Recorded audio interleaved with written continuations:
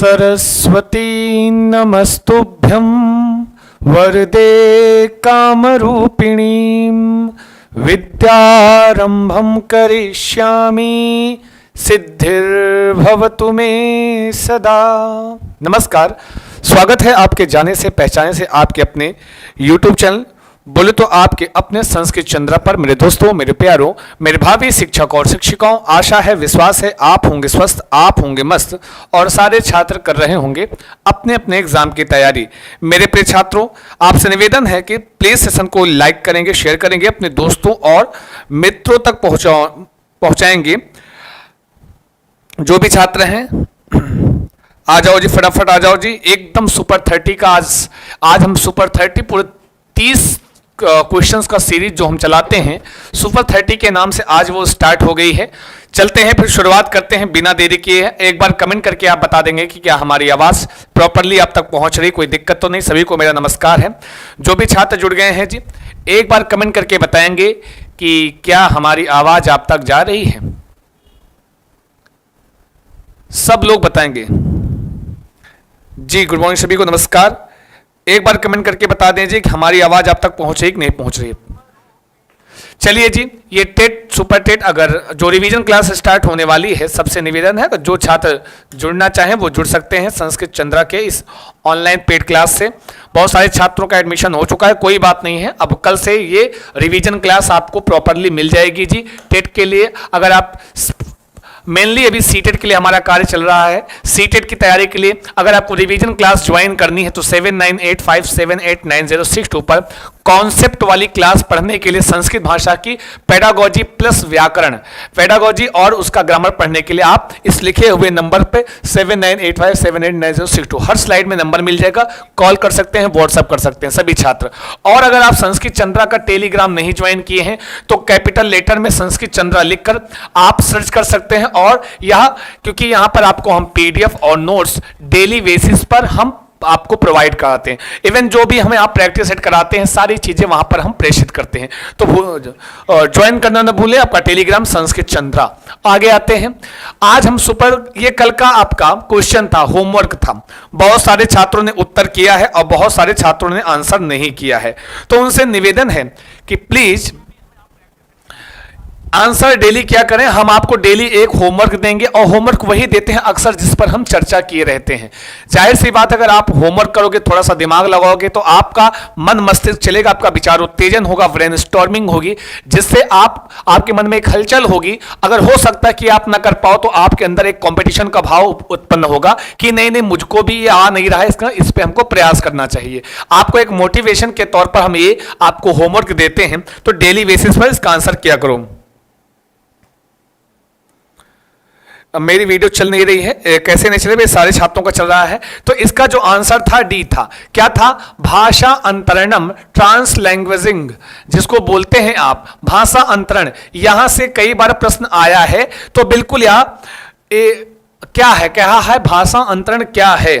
ठीक है, एक लिपिम विहाय बहुलिपिम प्रति अवधान परिवर्तनम। एक लिपि को, केवल एक लिपि को छोड़कर अनेक लिपियों के विहाय मतलब छोड़कर बहुत सारी लिपियों को प्रति ध्यान दे परिवर्तन, अच्छा ध्यान देकर उसका परिवर्तन। या भाषा द्वितंत्रयोः बहुविध तंत्राणाम व्यवस्था, की भाषा जो है दो तंत्रों और अनेक तंत्रों की एक व्यवस्था है। बातें भी सही है भाषांतरण के संदर्भ में।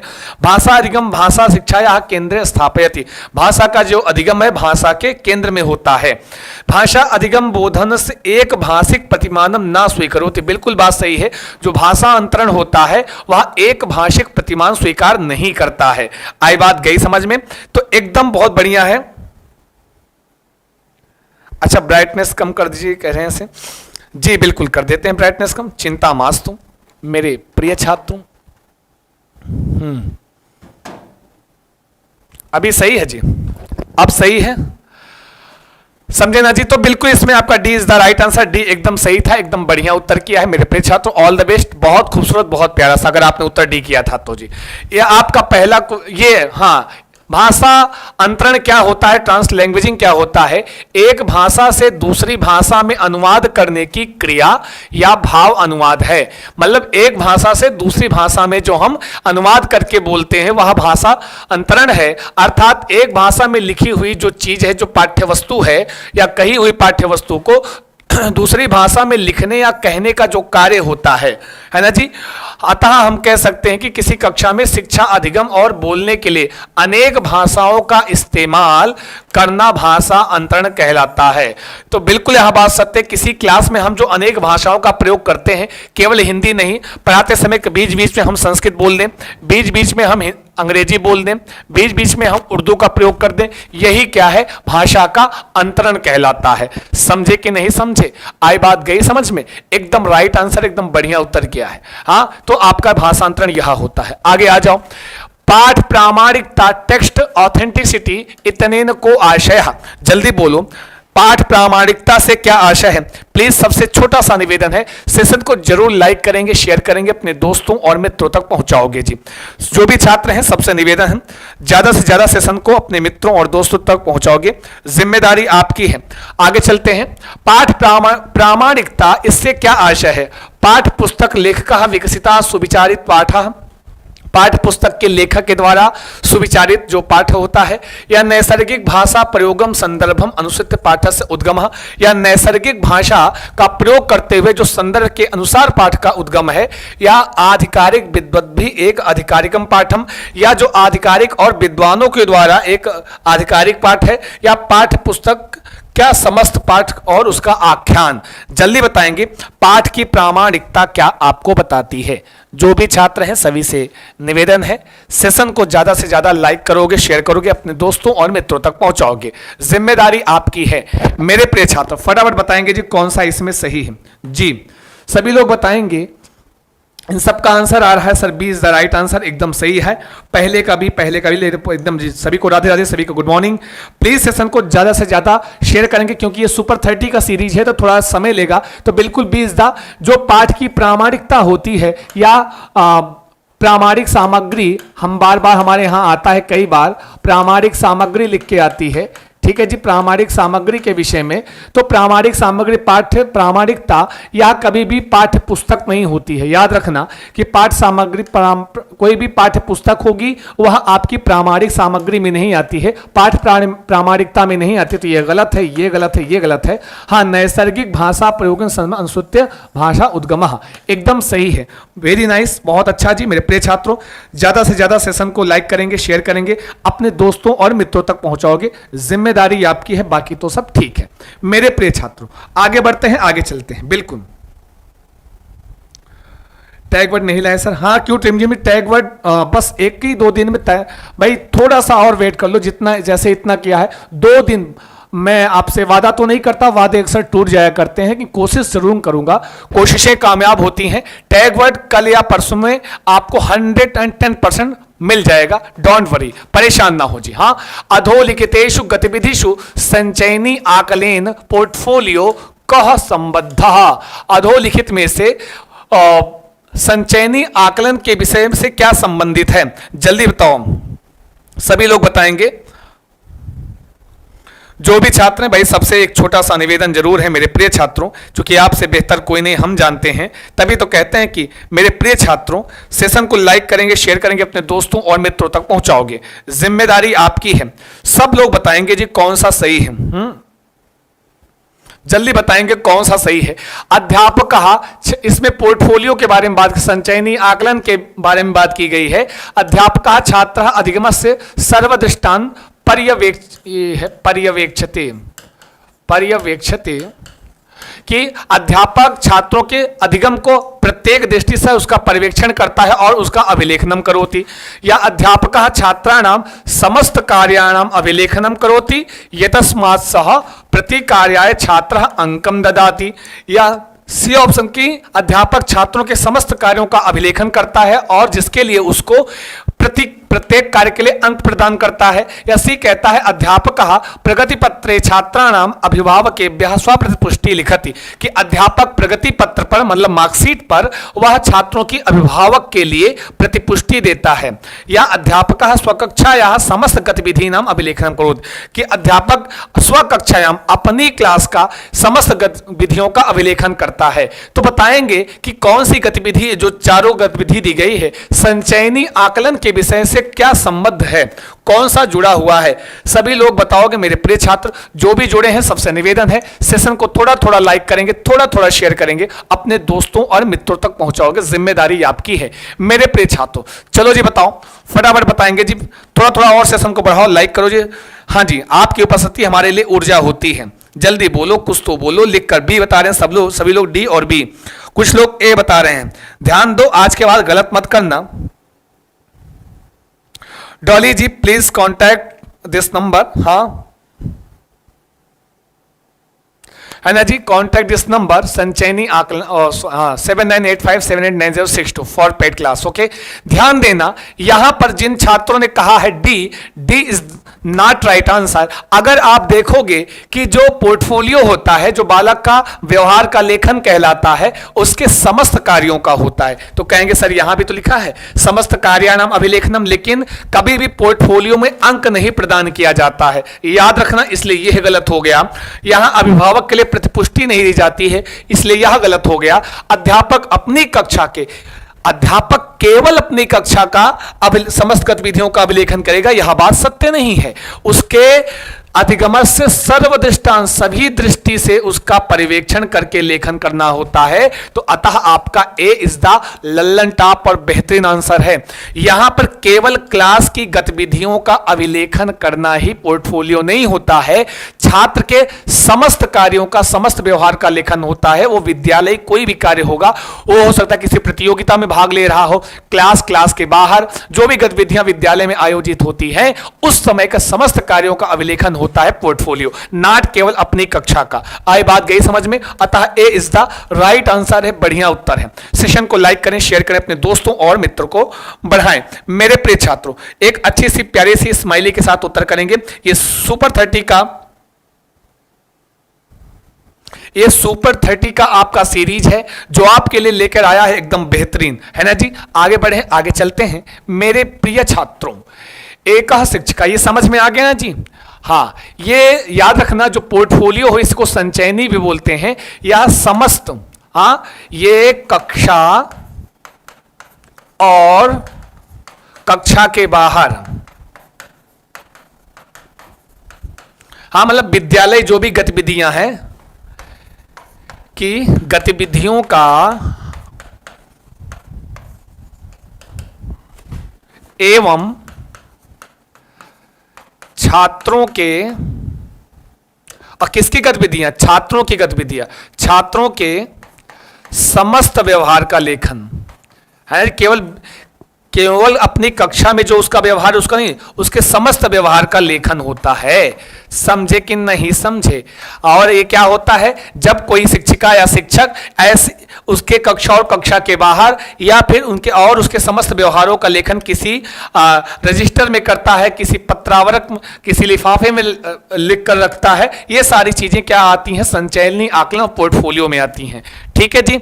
आइए, एक शिक्षक अष्टम कक्षायाम 10 वाक्यानाम अनुच्छेदम स्वछात्रन प्रतिस्वरम पठति। ध्यान देना, एक 8वीं कक्षा के एक शिक्षक 8वीं कक्षा में 10 वाक्यों का एक अनुच्छेद स्वछात्रान प्रति, अपने छात्रों के प्रति सस्वरम पठति, स्वस्वर के साथ पढ़ता है। एवं तान अवधानम दत्वा श्रोतुम निरसति, और तान मतलब छात्रान, छात्रों को अवधान मतलब ध्यान देने के लिए, दत्वा मतलब दे करके, ध्यान दे करके, श्रोतुम सुनने के लिए निर्देश करता है। छात्र से अनुसृत्य, छात्र अनुसृत्य, छात्र उसको सुन करके अनुच्छेदम पुनर्लेखनीयम, छात्र अनुच्छेद को सुन करके पुनः उसको लिखता है। यत मतलब जहां यथावत शब्द लेखन से आवश्यकता नास्ति, जहां पर हु बहु एकदम यथावत शब्द का लेखन की आवश्यकता नहीं है। ते अनुमान कल्पनाश्रयितुम स्वतंत्रा भवेयुः, वह अनुमान करने के लिए और कल्पना करने के लिए स्वतंत्र होना चाहिए। अयम गतिविधि किम कथ्यते, यह गतिविधि क्या कहलाती है? जल्दी बोलेंगे जो भी छात्र हैं। सभी से बहुत बहुत स्वागत है मेरे प्रिय छात्रों। ये सुपर 30 के सीरीज में, अब ये सुपर 30 सीरीज चलेगी आपकी, ठीक है जी। हाँ, सुपर 30 सीरीज में आपका बहुत बहुत स्वागत है। 30 क्वेश्चन जो आपके एग्जाम में अक्सर पूछे जाते हैं, वो सारे क्वेश्चन मैं ढूंढ के आपके लिए लाया हूं। सभी लोग बताएंगे अनुच्छेद श्रुत लेखन है, परस्पर श्रुत लेखन है, वाक्यांश श्रुत लेखन है या व्याकरण अनुवाद श्रुत लेख। जल्दी बताओ मेरे प्रिय छात्रों। फटाफट सेशन को लाइक करोगे, शेयर करोगे, आपकी जिम्मेदारी है मेरे प्रिय छात्रों। लाइक, शेयर और सब्सक्राइब करना मत भूलना। आपका अपना संस्कृत चंद्रा। मेरे प्रिय छात्रों सभी लोग बताएंगे कौन सा है, ध्यान देना मेरे प्रिय छात्र। यहां पे सीधे सीधे क्या बोल रहा है, एक 10 वाक्यों का अनुच्छेद दिया जा रहा है। क्या दिया जा रहा है जी? 10 वाक्यों का अनुच्छेद दिया जा रहा है ना जी। और जब अनुच्छेद दिया जा रहा है तो इसका मतलब अनुच्छेद होगा। और ये जो क्रिया हो रही है कि ये उसको देखो, अनुच्छेदम स्वच्छंदम प्रति, अपने छात्रों के प्रति कौन बोल रहा है? शिक्षक बोल रहा है और कह रहा है कि ध्यान से सुनो और उसको सुनो और अनुसृत करके अनुच्छेद का पुनर्लेखन भी करो। तो सुनकर लिखना क्या कहलाता है? Not be. परस्पर कहां हो रहा है भाई साहब? इसमें ये शिक्षक बोल रहा है अपने छात्रों के प्रति और छात्र उसको सुन करके पुनर्लेखन कर रहा है, तो यह अनुच्छेद श्रुत लेख कहलाएगा ना। हां, अगर ऐसा होता, 2 पेयर होता, हां 2 समूह होता 2 बच्चों का, कि 2 बालक का पेयर है, एक बोल रहा है दूसरा सुन रहा है और एक, तो तब ऐसा होता, वह परस्पर श्रुत लेख कहलाता। यहां पर ये अनुच्छेद श्रुत लेखनम अस्ति अस्तु, यह एक अनुच्छेद श्रुत लेख कहलाएगा। आई बात गई समझ में मेरे प्रिय छात्रों? एकदम लल्लन टॉप और बेहतरीन आंसर किया है, तभी तो कहते हैं आपसे बेहतर कोई नहीं और आप हैं सबसे बेहतर। यह कहलाएगा अनुच्छेद श्रुत लेख। आई बात गई समझ में? All the best my dear student. एकदम समझ गए ना जी बात को? बिल्कुल, ये श्रुतलेख की बात की गई, लेकिन अगर यही शिक्षक ना बोल के ऐसा कहा गया होता कि 2 छात्रों का पेयर है, समूह है और एक छात्र बोलता है, तब ये होता परस्पर श्रुतलेखनम। आई बात गई समझ में? आगे बढ़ो, थोड़ा सा फास्ट चलेंगे क्योंकि 30 क्वेश्चंस का सीरीज है।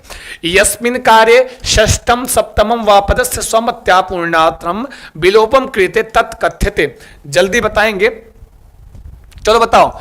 जिस कार्य में छठा और 7वां पद अपनी मति से पूर्णार्थम पूरा किया जाता है और विलोपम क्रियते, मतलब ऐसा कोई कार्य होगा, हो ऐसा अनुच्छेद कोई होगा, कोई अनुच्छेद होगा, हाँ, जैसे कोई पाठ हो, कोई कहानी हो, कहते हैं कहानी को पूरा करो, तो उसमें क्या करते हैं, बीच बीच में कुछ छोड़ देते हैं। हाँ, छठा 7वां पद जो है विलोप कर देते हैं, लोप कर देते हैं। कहते हैं अपने अनुसार, अपनी बुद्धि के अनुसार। भाई जब कहानी पढ़ोगे, कोई कहानी है उसमें कुछ पद गायब कर दिए, आधा पढ़े तो आधा अपने दिमाग से दिमाग किए कि नहीं नहीं यहां ये हो सकता है, तब कहानी पूरी होगी। तो वही चीज पूछ रहे हैं कि ये क्या है, इसको हम किस नाम से जानते हैं इस क्रिया को?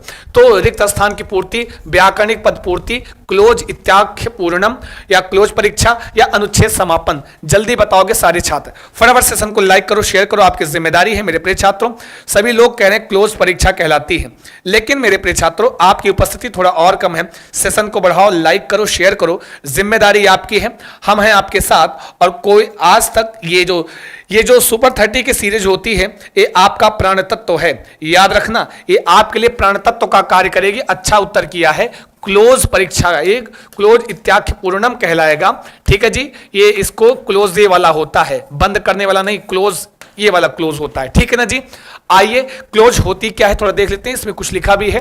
क्लोज टेस्ट होता क्या है? यह एक ऐसा अभ्यास या परीक्षण या मूल्यांकन होता है जिसमें कुछ शब्दों को हटाकर पाठ का एक हिस्सा होता है, जहां शिक्षक विद्यार्थियों से गुप्त या लापता, मतलब विलोप, जो वहां लिखा है विलोपम, जो लिखा है ना विलोप, गायब हुए शब्दों को पुनर्स्थापित करने के लिए कहता है। ध्यान देना, क्लोज टेस्ट क्या होता है, यही होता है, ठीक है जी।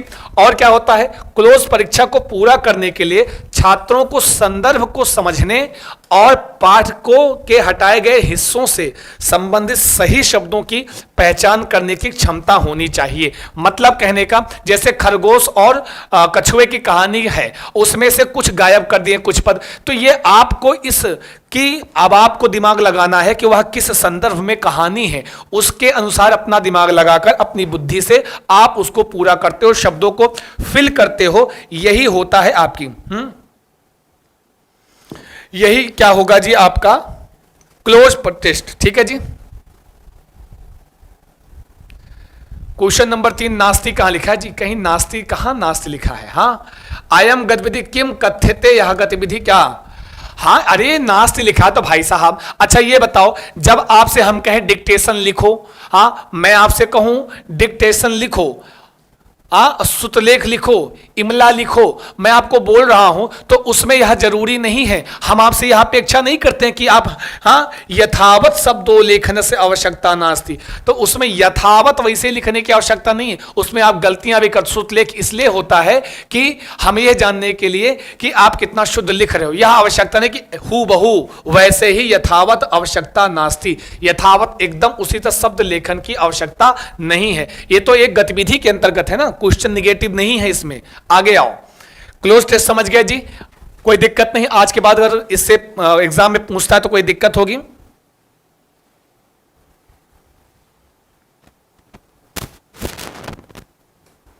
प्लीज सेशन को लाइक करें, शेयर करें और थोड़ा सा बढ़ाएं सेशन को, आपकी जिम्मेदारी है, क्योंकि आपके होने से ऊर्जा मिलती है, आपके होने से एक संबल मिलता है कि आप बेहतर, आपके लिए बेहतर करने के लिए।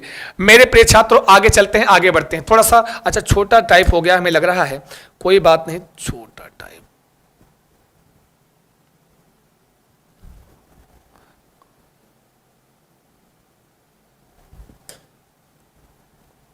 थोड़ा सा रुकेंगे जी।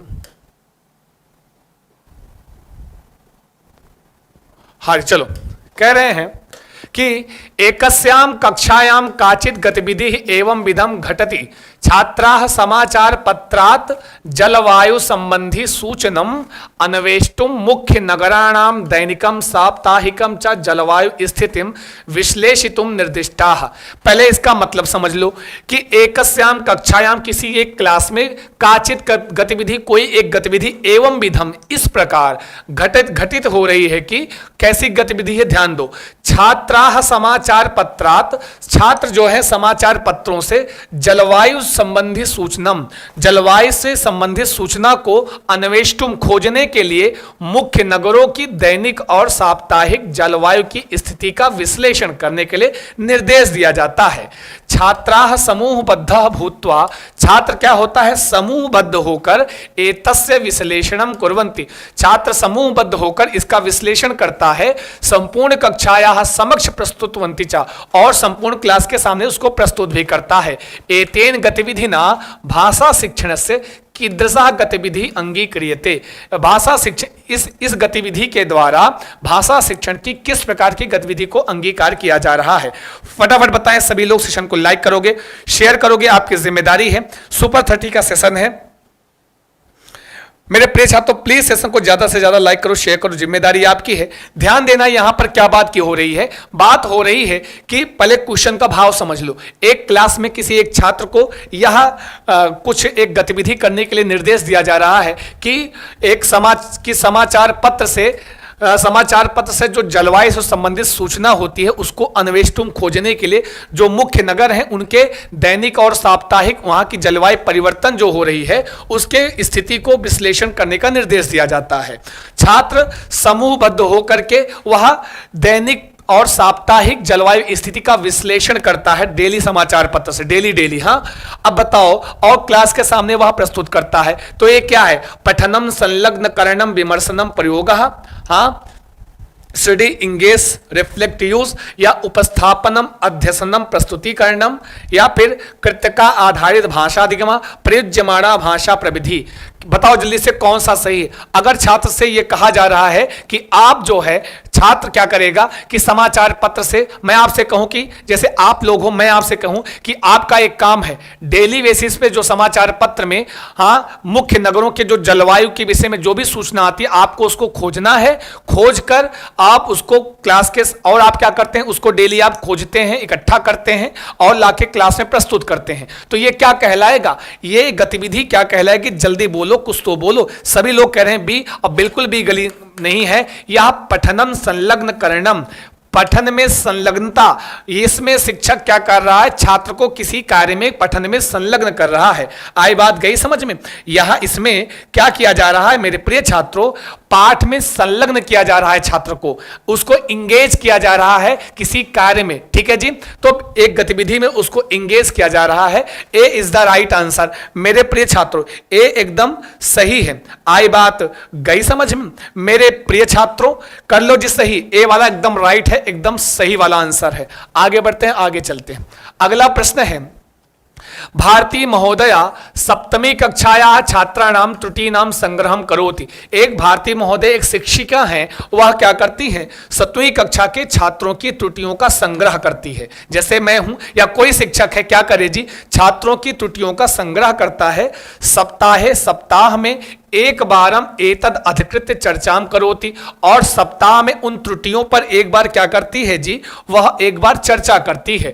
त्रुटीन प्रति तेषाम ध्यानाकर्षणम करोति, और छात्रों का उन त्रुटियों के प्रति उनका ध्यान का आकर्षण करती है। सा तान छात्रान त्रुटीन विचारयितुम कथयति, और वह उन छात्रों को त्रुटियों पर विचार करने के लिए कहती है। तया किम क्रियते, उस शिक्षिका के द्वारा, भारती महोदया के द्वारा बोलो क्या किया जा रहा है।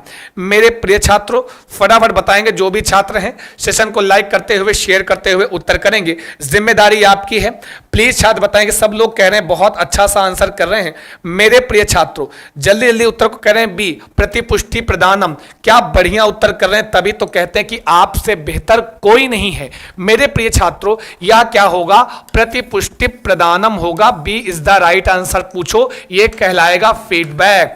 ये क्या कहलाएगा, फीडबैक। हाँ जी, बहुत अच्छा उत्तर किया। अगर कोई गलती से ए कहा हो, सी कहा हो, डी कहा हो तो अपना मुंह देख लेना, तुम ऐसे हो बता दे रहे हैं। अगर तुम उत्तर करोगे ए बी सी डी, हाँ B is the right answer. Feedback होता है कभी भी जब क्लास में देखिए किसी का नाम नहीं लिखी, रमेश तुमने गलती किया, सुरेश तुमने गलती किया। त्रुटियां जो होती हैं, कोई बच्चा अगर त्रुटि कर रहा है तो वो उसके लिए भी और शिक्षक और शिक्षिका के लिए भी एक फीडबैक का काम करती है। मतलब शिक्षिका को भी हो सकता है जरूरी हो कि अपनी गतिविधियों में चेंज करे, और छात्र को भी और अपने में सुधार करने की आवश्यकता होती है। तो त्रुटियां कभी भी, त्रुटि विश्लेषण कोई गलती नहीं होती है। हाँ, छात्रों के लिए वह एक फीडबैक का कार्य करती है। वह त्रुटियां जो होती हैं सीखने का स्थान होती हैं। हाँ, सीखने का स्थान होती है, चाहे हिंदी में आए चाहे संस्कृत में आए। या संस्कृत में आता है अवधेय स्थलम अस्ति। त्रुटियां क्या होती हैं, अवधेय स्थल होती हैं, किसके, छात्र और शिक्षक दोनों के लिए। और क्या होती हैं त्रुटियां, फीडबैक होती हैं। याद रखना, त्रुटियों से संबंधित प्रश्न है तो ये अगर पॉजिटिव है तो ये और ये सही हो जाएगा, कहीं पर ऑप्शन में रहेगा तो समझ लेना। मेरे प्रिय छात्रों थोड़ा थोड़ा और बढ़ाओ जी, फटाफट सेशन को लाइक करो, शेयर करो, सभी से निवेदन है।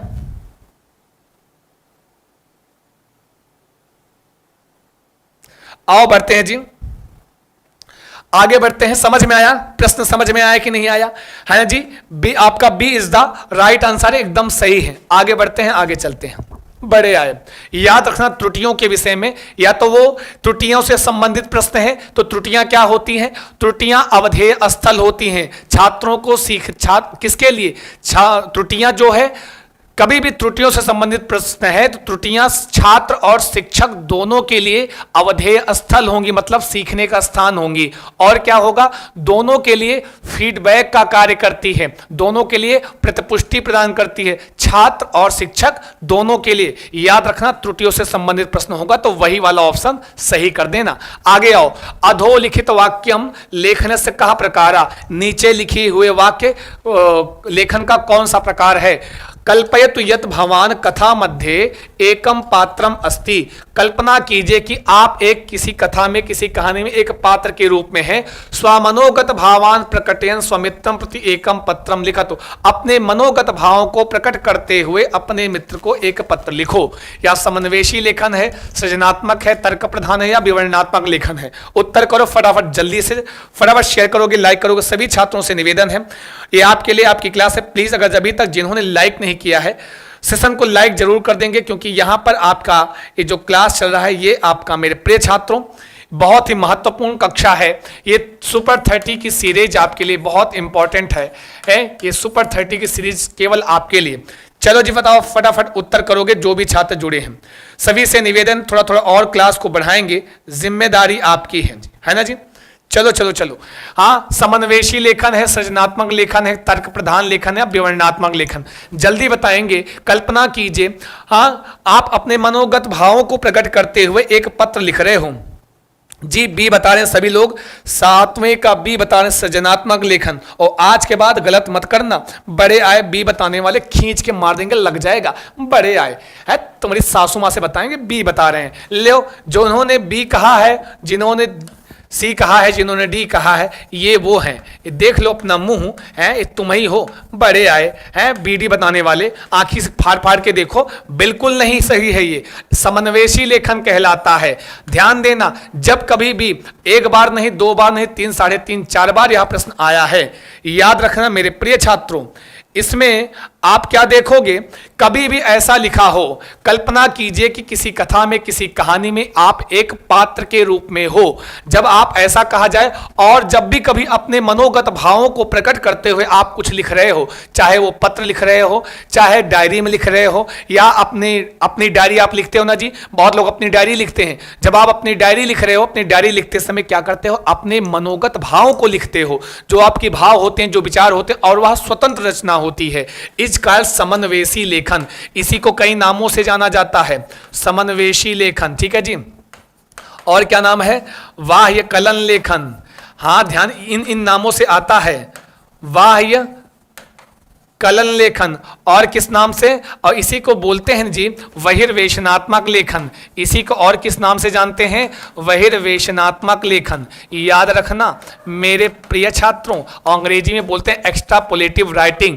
याद रखना, कभी भी ये शब्द आए, समन्वेशी लेखन, वाह्य कलन लेखन, बहिर्वेशन लेखन, या इसी को स्वतंत्र लेखन भी कहते हैं। हाँ, इसको स्वतंत्र लेखन भी कह सकते हैं।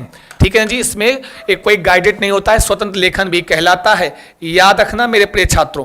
आई बात गई समझ में? प्लीज सेशन को थोड़ा थोड़ा और बढ़ाइए, जिम्मेदारी आपकी है, इतने में काम नहीं चलने वाला है जी। मेरे प्रिय छात्रों, सबसे निवेदन है, थोड़ा थोड़ा शेयर करेंगे तो बहुत अच्छा हो जाएगा। समझ में आ रहा है कि नहीं जी? कोई दिक्कत, कोई दिक्कत?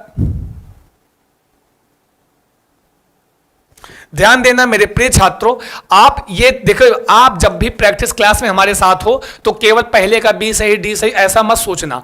आपको जो बताया जा रहा है, जैसे अब मैंने बता दिया, कभी भी मनोगत भावों को लिखने, कोई छात्र लिख रहा है या किसी कथा, किसी कहानी में पात्र है, तो वह कल्पना करके अपने विषय में, अपने मित्र को, अपने दोस्त को, अपने पिता को कुछ भी लिख रहा है अपनी डायरी में, दैनंदिनी में। ऐसे प्रश्न आएंगे तो हमेशा, अगर ये आया समन्वेशी तब भी सही, वाह्य कलन तब भी सही, बहिर्वेशन तब भी सही, स्वतंत्र लेखन तब भी सही। आपका बिल्कुल, इसलिए B is the right answer. आगे बढ़िए। राष्ट्रीय शिक्षा नीति एनईपी 2020 अनुशंसति, क्या अनुशंसा करती है? जल्दी बताओ, सारे छात्र उत्तर करेंगे, फटाफट जी बताएं। ये सारी पीडीएफ मेरे पे अनिल एकेडमी क्लासेस जी, अगर इस सारी क्लास की पीडीएफ लेनी है तो संस्कृत चंद्रा का टेलीग्राम है, कैपिटल लेटर में टेलीग्राम पे जाइए, कैपिटल लेटर में लिखिए संस्कृत चंद्रा, लिखकर आप टाइप कर दीजिए और सर्च कीजिए, हमारा टेलीग्राम चैनल ज्वाइन कीजिए। टेलीग्राम चैनल पर आपको डिस्क्रिप्शन बॉक्स में भी आपको टेलीग्राम चैनल का लिंक है, साथ में अगर आप कैपिटल लेटर में टाइप करके सर्च करते तब भी मिल जाएगा। ठीक है जी। चलिए बताओ, राष्ट्रीय शिक्षा नीति एनईपी 2020 क्या अनुशंसा करती है? फटाफट बताएंगे, कोई देरी नहीं, जितने भी छात्र हैं जल्दी। 8वें का सी, 8वें का ए, जो भी है जल्दी जल्दी बढ़ाओ जी, बताओ कौन सा सही है। मेरे प्रिय छात्र याद रखना, राष्ट्रीय शिक्षा पहला है आंग्ल भाषाया वैदेशिकी भाषाणाम मातृभाषाया संस्कृत भाषाया च पठन पाठनम। संस्कृत भाषायाः तमिल भाषायाः श्रेण्य भाषायाः हिंदी भाषा आंग्ल भाषायाम उर्दू भाषा व पठन पाठनम। मातृभाषा, अन्य भारतीय भाषा, संस्कृत भाषा, वैदेशी भाषा, श्रेण्य भाषा पठन पाठन, या गृह भाषा या मातृभाषा का, उसके बाद अन्य भारतीय भाषा कोई एक हो, फिर विदेशी भाषा श्रेण्य भाषा का पठन पाठन। उत्तर सही वाला करना, ध्यान से देखना। हाँ 555, थैंक यू सो मच। थोड़ा सा और बढ़ाएंगे और बताएंगे अब कौन सा सही है। राष्ट्रीय शिक्षा नीति 2020 अनुशंसा किसकी करती है? ध्यान से पढ़ना, नहीं तो गलती कर दोगे। ध्यान से चारों ऑप्शन पढ़ना, नहीं तो पक्का देखो गलती भी कर रहे हैं कुछ लोग। मेरे प्रिय छात्रों, अगर जिन छात्रों ने कहा है डी तो वो एकदम सही है ना जी। देखिए एनईपी 2020 की जो त्रिभाषा सूत्र के अंतर्गत जो उसकी अनुशंसा है वह ये तो ठीक है, अंग्रेजी भाषा, विदेशी भाषा, मात्र कि संस्कृत भाषा पर्टिकुलर वहां पे नहीं दिया गया है। हाँ ये भी यहाँ तमिल भाषा लिख दिया गया, इसलिए यह गलत हो गया। ठीक है जी, यहाँ उर्दू है और यहाँ फिर यहाँ पे संस्कृत भाषा, तो यह भी गलत। जो राष्ट्रीय शिक्षा नीति की त्रिभाषा सूत्र के अंतर्गत जो इसकी शिक्षा नीति है वह कहती है कि सबसे पहले तो गृह भाषा या मातृभाषा हो, उसके बाद कोई भी दूसरी एक अन्य भारतीय भाषा और हो, फिर कहते हैं और उसमें कोई अन्य भारतीय भाषा कोई भी हो सकती है, संस्कृत भी हो सकती है, कोई भी हो सकती है। ठीक है, अब उसके बाद कोई विदेशी या श्रेण्य भाषा का पठन पाठन होता है। तो बिल्कुल कर लो, D is the right answer. एकदम लल्लन टाप और बेहतर उत्तर किया है। सेशन को थोड़ा थोड़ा और बढ़ाएंगे, जिम्मेदारी आपकी है मेरे प्रिय छात्रों, है ना जी। आगे बढ़ते हैं, D is the right answer, कर लो सही। हाँ गलती मत करना, इसीलिए कहते हैं बहुत ध्यान से पढ़ो। राष्ट्र कभी भी इस संस्कृत भाषा लिखा तो है लेकिन पर्टिकुलर संस्कृत भाषा नहीं, कोई भी अन्य कोई दूसरी अन्य भारतीय भाषा कोई भी हो सकती है, समझे ना जी। आगे बढ़ते हैं, आगे बहुत बढ़िया है जी। अधोलिखितेषु काः अधोगामी प्रक्रिया काः उपरिगामी प्रक्रिया च सन्ति। अब इसमें अधोगामी और उपरिगामी प्रक्रिया के विषय में यह प्रश्न है। प्रश्न आया हुआ है ऑनलाइन मोड में, सारे के सारे प्रश्न। सेशन को और बढ़ाइए थोड़ा सा जी मेरे प्रिय छात्रों। बहुत बहुत शुक्रिया, बहुत बहुत धन्यवाद आपकी उपस्थिति को। कि ऑप्शन आ कहता है मुख्य विचारस्य श्रवणम पूर्वानुमानम निगमनम सारांश लेखनम। ऑप्शन बा कहता है, या बी, ए और बी मान लो इसको, विशिष्टता नाम ध्वनयः शब्दाः शब्दखंडानि श्रवणम उपरिगामी। हाँ प्रक्रिया, ध्यान देना कि विशिष्ट ध्वनियां, शब्द और शब्दखंड का श्रवण, या फिर कहते हैं मुख्य विचार का श्रवण और पूर्व अनुमान निगमन सार लेखन। अब बताओ ये दो आपके हैं कि ऑप्शन ए कहता है जो आ है मतलब ए उपरिगामी प्रक्रिया अस्ति, बी मतलब बा अधोगामी प्रक्रिया है। अच्छा, अब फिर कहते हैं कि बी उपरिगामी प्रक्रिया अस्ति, आ अधोगामी प्रक्रिया है। कहते हैं दोनों आ और बी दोनों उपरिगामी है या दोनों अधोगामी प्रक्रिया। फटाफट आंसर करेंगे जितने लोग जुड़े हुए हैं। सबसे निवेदन है सेशन को लाइक करोगे, शेयर करोगे, अपने दोस्तों और मित्रों तक पहुंचाओगे। जिम्मेदारी आपकी है मेरे प्रिय छात्रों। फटाफट बताएंगे जी, फटाफट बताएंगे कौन सा सही है इसमें। मेरे प्रिय छात्रों फटाफट बताएंगे, आपकी जिम्मेदारी है। बहुत अच्छा उत्तर कुछ लोग कर रहे हैं, कुछ लोग थोड़ा सा गलत कर रहे हैं, तो जान लो जी कौन सा वाला सही है। बहुत शुक्रिया, आपकी उपस्थिति को मैं नमस्कार करता हूं। और आपने कहा है B is the right answer. क्या लल्लन टाप उत्तर किया है जी? वाह वाह वाह, वेरी नाइस, बहुत अच्छा, एकदम सही है। कहने का मतलब जो बा है ये क्या है? उपरिगामी है, मतलब ये आपकी उपरिगामी प्रक्रिया है। याद रखना, इसको लिख लेना चाहिए आपको कि कौन क्या क्या उपरिगामी में आता है और क्या क्या अधोगामी। और आ जो है यह आपकी अधोगामी प्रक्रिया है, अधोगामी प्रक्रिया। आई बात गई समझ में मेरे प्रिय छात्रों? ये अगर कहीं ऐसा ऑप्शन में हो मुख्य विचार का श्रवण, पूर्व अनुमान या निगमन सारांश लेखन, ऐसे ऐसे शब्द पूछता है ना, निम्नलिखित में से अधोगामी प्रक्रिया के अंतर्गत आता है, तो ऐसा कहीं ऑप्शन में दिख जाए तो लिख लेना अधोगामी के अंतर्गत ये सारी चीजें आती है। लिख लो, कॉपी उठाओ, लिख लो, काम आएगा, नहीं तो पीडीएफ हम शेयर कर देंगे। उपरिगामी में विभिन्न प्रकार के ध्वनियां और शब्दों का शब्दखंडों का श्रवण होता है, तो इसलिए आपका बी सही है। आइए जान लीजिए क्या है अधोगामी और क्या है ऊर्ध्वगामी। मेरे प्रिय छात्रों थोड़ा सा और बढ़ाएं जी, जो भी छात्र हैं तेजी के साथ सेशन को लाइक करेंगे, शेयर करेंगे। सुपर 30 की सीरीज में बहुत सारे प्रश्न हैं।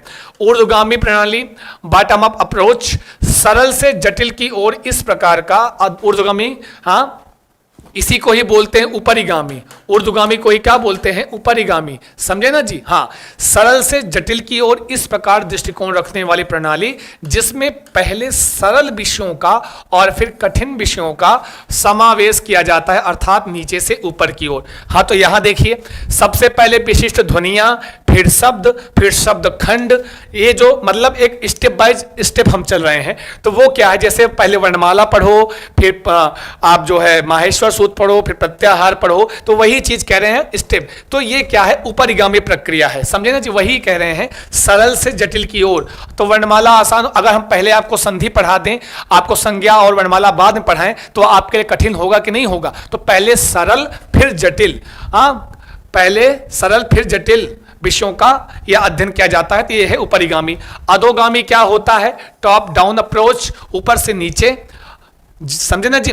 जिसमें ऊपर से नीचे की ओर की प्रवृत्ति समाविष्ट है। मतलब पहले समास पढ़ा दो, फिर आपको वर्णमाला पढ़ाई जाए, पहले संधि पढ़ा दो, फिर वर्णमाला पढ़ाई जाए, फिर आपको स्वर व्यंजन पढ़ाए जाए। तो ये है, जैसे यहाँ पहली कक्षा के लिए भाषा के पाठ्य पुस्तक के प्रारंभ में कविता और कथा दी जाती है। क्या? कविता और कथा दी जाती है। उसके बाद अक्षरों का लेखन आरंभ होता है। पहली कक्षा में अक्षर ज्ञान के बिना कथा और कविता को पढ़ना कठिन है, तथापि कथा और कविता के माध्यम से भाषा के प्रति रुचि जागृत करके फिर विषय की ओर आकृष्ट करने के लिए यह प्रणाली प्रयुक्त होती है।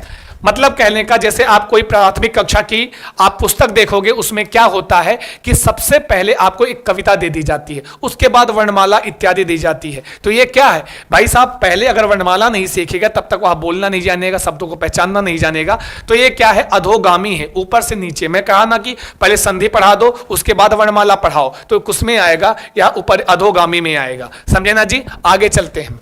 अश्विनः पाठस्य अन्यैः भाषितान् किंचित शब्दांच अभिज्ञातुम समर्था। अश्विन है, वह पाठ के अन्य भाषित शब्दों को अभिज्ञातुम जानने के लिए समर्थ है।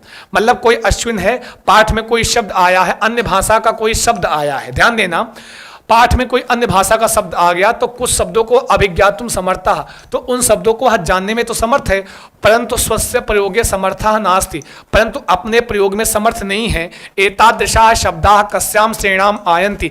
इस प्रकार के शब्द किस श्रेणी में आते हैं? जल्दी बताएं जी, जो भी छात्र हैं सभी लोग बताएं। सेशन को लाइक करेंगे, शेयर करेंगे। बहुत बहुत बहुत शुक्रिया सभी छात्रों का। सेशन को बढ़ाते रहें, चिंता मत कीजिए। जहां पर आपको लगेगा बहुत ज्यादा कठिन, वहां हम पूरा कार्य करेंगे। बस आप लोग उपस्थित होकर हमको ये बताते रहें कि आप सबसे बेहतर हैं और आपकी उपस्थिति हमारे लिए क्योंकि बहुत महत्वपूर्ण होती है। यह सक्रिय शब्दावली है, दुर्बोध पद है, निष्क्रिय शब्दावली है या दुर्बल पदम है? जल्दी बोलो, सभी लोग बताएंगे। सेशन को लाइक करते हुए, शेयर करते हुए फटाफट बताएंगे। जिस कह रहे हैं 10वीं का सी सही है, ध्यान देना। निष्क्रिय शब्दावली बता रहे हैं, सारे के सारे छात्र बता रहे हैं, बिल्कुल सही बात बता रहे हैं। तभी तो कहते हैं आपसे बेहतर कोई नहीं है। अगर कभी ऐसा हो जैसा कि आपके यहां प्रश्न में हो, इस भाव को लिया हुआ कोई प्रश्न आए आपके एग्जाम में, कि अगर ऐसा कहा जाए कि कभी कभी भाई साहब कि कोई ऐसे आपके सामने पढ़ते हुए कोई ऐसा शब्द आता है जिसको आप अभिज्ञान तो है आपको, आप उसको जान तो सकते हो, लेकिन अपने अर्थ में उसका आप प्रयोग नहीं कर पा रहे हो। मतलब शब्द से परिचय है लेकिन उसका प्रयोग करना आपको नहीं पता है, तो यह क्रिया क्या कहलाएगी? निष्क्रिय शब्दावली कहलाएगी। क्या कहलाएगी? निष्क्रिय शब्दावली कहलाएगी। आई बात गई समझ में? और ऐसा भी होता है जो शब्द या जो शब्द समूह या जिन शब्दों को हम तभी बोलते हैं जब हमको आवश्यकता होती है। याद रखना, एक तरह से एक तो ये है निष्क्रिय शब्दावली जो यहां बताया गया कि शब्द को जानते हैं लेकिन हम उसका प्रयोग नहीं करते हैं। और एक निष्क्रिय शब्दावली का एक परिभाषा और क्या है? जिन शब्दों को यदा कदा जब कभी, यदा कदा जब आवश्यकता हो तभी बोलते हैं, तभी प्रयोग करते हैं, नहीं तो नहीं करते हैं, है ना जी? तो वह भी क्या कहलाती है? निष्क्रिय शब्दावली। जिन शब्दों को यदा कदा जब हमको आवश्यकता पड़ती है तभी प्रयोग करते हैं, अन्यथा नहीं करते हैं, वह निष्क्रिय शब्दावली कहलाती है। आई बात गई समझ में? और क्या होता है? सक्रिय शब्दावली क्या होती है? सक्रिय शब्दावली वह होती है जो अक्सर हम जब अगर ऐसा कहा गया होता वह अन्य भाषा के शब्द को अभिज्ञा तुम जानता तो है और उसका प्रयोग भी कर लेता है तो वह सक्रिय शब्दावली होती, या ऐसा लिखा होता जिन शब्दों का हम बार बार लेखन में और भाषण में प्रयोग करते हैं वह कहलाता है सक्रिय शब्दावली। फिलहाल अकॉर्डिंग टू क्वेश्चन आपका सी इज द राइट आंसर। एकदम बढ़िया उत्तर किया है मेरे प्रिय छात्रों, आंसर तेजी से दिया करो जी। आगे बढ़ते हैं और आगे चलते हैं। जीवा है व्याकरणस्य काचित नवीन संरचना अधिगम कर्मे, मतलब कोई जीवा नाम की एक बालिका है। भाई और तेजी से फटाफट सेशन को बढ़ाओ, लाइक करो, शेयर करो, बता देना। आपके लिए हम पूरी एनर्जी पूरा हम कोशिश करेंगे कि आपको बेहतर हो जाए। जीवा व्याकरण के किसी नवीन संरचना को अधिगम क्रमे, मैं कोई जीवा नाम की बालिका है, वह व्याकरण के कुछ नवीन संरचना को अधिगम सीखने के क्रम में पहले क्या कहती है, पूर्वकालिक क्रिया त्वाल्य प्रत्ययम प्रयुज्य, फिर भूतकालिक क्रिया पूर्व अधीत संरचनायाम पूर्वकालिक क्रियाया त्वाल्य प्रत्ययम प्रयुज्य वर्तमान कालिक क्रियाया अनुपयोग कर्तुम समर्थः अयम प्रविधि किम कहते थे। ध्यान देना, इसमें क्या होता है, सीधा सीधा कह रहे हैं पूर्वकालिक, जो आपने पूर्वकालिक क्रिया में त्वाल्य पे, हाँ हो सकता है इन्होंने प्रत्यय की बात की है कि एक व्याकरण की एक संरचना, व्याकरण में क्या सीख रही है, एक्चुअली वो प्रत्यय सीख रही है। ठीक है, प्रत्यय सीखने में जो उसने पहले सीखा है, हाँ पूर्वकालिक क्रिया जो उसकी है उसको प्रयुज्य, उसका प्रयोग करके, जैसे आप जो पूर्व में कुछ सीखा हो और उसका प्रयोग करके आप नवीन संरचना को सीख रहे होते हो, तो वह प्रविधि क्या कहलाएगी, संज्ञानात्मक प्रविधि, अधिसंज्ञानात्मक, संज्ञानात्मक प्रविधि, अधिसंज्ञानात्मक प्रविधि दोनों, या भविष्य कथन कहलाएगी। जल्दी बताएंगे, जो आप अपने पूर्व ज्ञान को संज्ञान में लाकर आप बोल रहे हो, जल्दी बताएंगे मेरे प्रिय छात्रों। फटाफट सेशन को लाइक करोगे, शेयर करोगे, अपने दोस्तों और मित्रों तक पहुंचाओगे जी। जल्दी बताओगे जी कौन सा वाला सही है मेरे प्रिय छात्रों, बताओ जी कौन सा वाला। बहुत बढ़िया उत्तर करते हैं, तभी तो कहना कि आपसे बेहतर कोई नहीं है। बहुत बेहतर आंसर आपका आ रहा है जी। बी बता रहे हैं ये लोग, लेकिन थोड़ा सा गड़बड़ है जी, बी नहीं होगा। यह संज्ञान कॉग्निटिव स्ट्रेटजी कहलाएगा। आप पूर्व ज्ञान का संज्ञान करोगे, फिर नए जो भी आपकी नवीन संरचना है उसको आप सीख रहे हो, तो बिल्कुल आपका यह संज्ञानात्मक कॉग्निटिव स्ट्रेटजी कहलाती है, यह आपका संज्ञानात्मक प्रविधि कहलाती है। बिल्कुल राइट आंसर है। बहुत खूबसूरत आपकी उपस्थिति मेरे प्रिय छात्रों। हर हर महादेव शंभो, जय जय बम बम बोलते हुए आगे बढ़ लो, निकल लो मेरे प्रिय छात्रों। ना बी और सी बिल्कुल नहीं, ए इज द राइट आंसर। अगर बी और सी और डी बोलोगे तो तुम ऐसे हो जाओगे, याद रखना तुम ऐसे हो जाओगे। हाँ जी, हाँ समझ लेना, हाँ तुम ऐसे हो जाओगे मेरे प्रिय छात्रों। ए तुम्हारे बाल हैं, देख लो जी। हाँ समझे कि नहीं समझे, ये तुम हो बता दे रहे हैं। अगर इसमें ए इज द राइट आंसर, बहुत खूबसूरत बहुत प्यारा सा उत्तर किया है मेरे प्रिय छात्रों। आगे बढ़ते हैं, आगे चलते हैं, थोड़ा सा और सेशन को आगे ले जाओ। भाषा विषय सहजा तत्वेन किम आशय, किसी भाषा के विषय में सहजा तत्व से, सहज तत्व से क्या आशय होता है। या तो गलती नहीं करोगे ना, ये गलती नहीं होनी चाहिए, क्योंकि इसका आंसर बहुत बढ़िया है और बहुत आसान सा प्रश्न है। वाक व्यवहारे मानवानाम स्वैच्छिक स्वभाव, वाणी के व्यवहार में मानव का स्वैच्छिक स्वभाव, या ताह समस्या तान बालाह वाग व्यवहार क्रम में अनुभवंती, वह समस्या जिसको बालक अपने व्यवहार के क्रम में अनुभव करता है। मानवानाम वाग व्यवहार से नैसर्गिक योग्यता, मानव के व्यवहार, वाणी के व्यवहार की यह नैसर्गिक योग्यता है। वाग व्यवहार से पूर्व मानव कृत चिंतनम, वाणी के व्यवहार के पूर्व मानव के द्वारा किया गया चिंतन। जल्दी बोलो, फिर से बोलो, कुछ तो बोलो, लिखकर बोलो। चलो जी बताओ मेरे प्रिय छात्रों, फटाफट सेशन को लाइक करो, शेयर करो। जो भी छात्र आए हैं सभी का स्वागत, वंदन, अभिनंदन।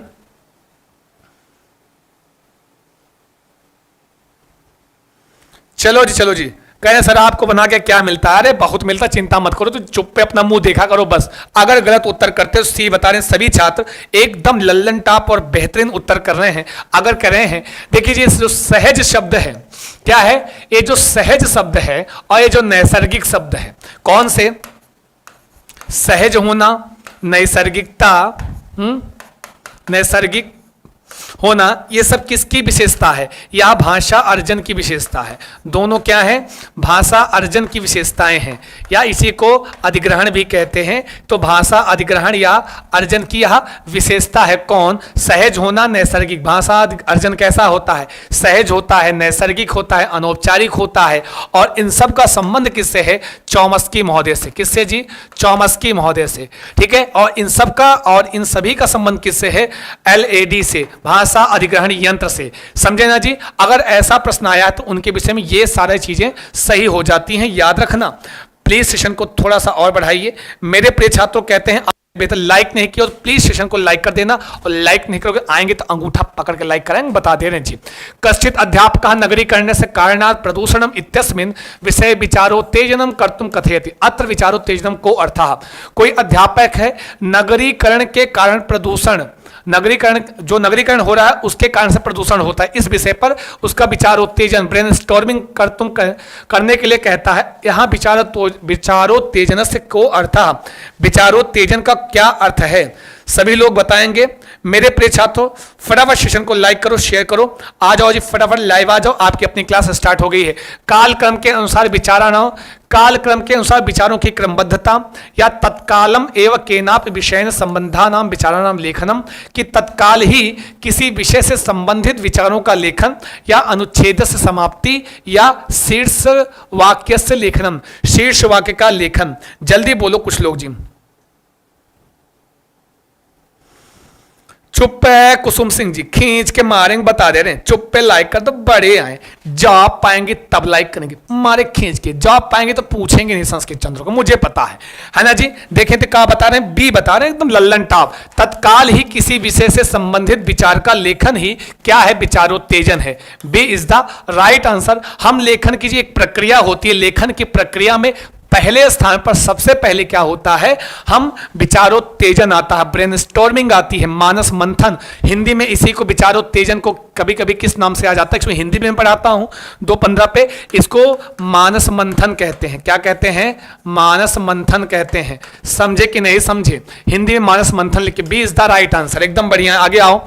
षष्ठ कक्षाया काचित अध्यापका स्वकक्षा में पंच समूहों से विभज्य त्रिमास यावत विविध विषय अधिकृत विभिन्न जनेभ्यः विचारान समाहृत्य कार्यम कर्तुम निर्दिशति। छठी कक्षा के कोई अध्यापक अपनी कक्षा में 5 समूहों में बांट करके 3 महीने तक विविध विषयों को लेकर अनेक लोगों के विचारों को लेकर कार्य करने के लिए निर्देश दिया है। तदनंतर विद्यार्थी न तान आधृत, उसके बाद विद्यार्थी उसको लेकर के प्रतिवेदनम लिखन थी, प्रतिवेदन लिखता है, कक्षा के प्रति प्रस्तुत भी करता है। यह गतिविधि क्या है? जल्दी बोलो, कुछ तो बोलो, लिख कर बोलो, सारे बोलो मेरे प्रिय छात्रों, फटाफट बताएं।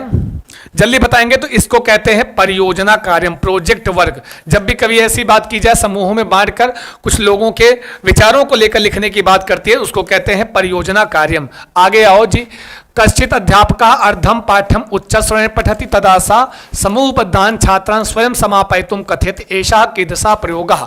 कोई अध्यापक है, आधे पाठ को ऊंचे स्वर में पढ़ता है, उसके बाद वह समूहबद्ध छात्रों को उस पाठ को स्वयं समापन करने के लिए कहता है। कैसा प्रयोग है? अनुभवात्मक है, समूह कार्य है, लेखन है, या अंतर्ग्राही प्रयोग है? जल्दी बताओगे। फटाफट सेशन को लाइक करो, शेयर करो, और ज्यादा से ज्यादा आपकी उपस्थिति होनी चाहिए। याद रखना मेरे प्रिय छात्रों, हम जानते हैं आपकी और क्लासेस होंगी, लेकिन आपकी उपस्थिति थोड़ा सा ऊर्जा देती हैं। तो आप क्या कहोगे? यह कहलाएगा आपका अनुभवात्मक प्रयोग, बाकी सब गलत है। ए इज द राइट आंसर। आगे बढ़ते हैं, आगे चलते हैं। सामग्र्या प्रदत्ता निविष्टया इनपुट कदा अंतर्ग्रहणम इनटेक भवन्ति। जो हमारे अंदर इनपुट हो रहा है, जो मैं आपको समझा रहा हूं, जो मैं आपको बता रहा हूं, यह इनपुट हो रहा है, इसका अंतर्ग्रहण होता है। यदा छात्रः अभ्यास माध्यमेन व्याकरणिक पक्षाणाम अभ्यासः कुर्वन्ति, जब छात्र अभ्यास के माध्यम से व्याकरण शिक्षण का पक्षों का अभ्यास करता है। यदा छात्र अवबोध पूर्वकम प्रसंगानुकूल भाषा प्रयोग करवन्ति, जब छात्र अवबोध पूर्वक प्रसंग के अनुकूल भाषा का प्रयोग करता है, जब छात्र अर्थ को जान करके भाषा की अभिव्यक्ति करता है। यदा छात्र पाठ का कंठस्थ, तो बिल्कुल गलत है, बाकी उत्तर करो, सभी लोग बताएंगे। जो भी छात्र हैं, अगर आप जाओगे तो हम भी चले ही जाएंगे, 30 पूरा नहीं होगा जी, याद रखना। इसमें B is the right answer है, एकदम सही है मेरे प्रिय छात्रों, एकदम राइट आंसर है। अगर आपने कहा है क्या समझे जी, इसमें एकदम B is the right answer है। जब छात्र अवबोध पूर्वक प्रसंग के अनुकूल भाषा का प्रयोग करता है, तब उसका अंतर्ग्रहण होता है। मैं आपको समझा रहा हूं, तो जिस प्रसंग में समझा रहा हूं, उस प्रसंग में आप उसका अवबोध करो, ज्ञान करोगे तब वह अंतर्ग्रहण होगा।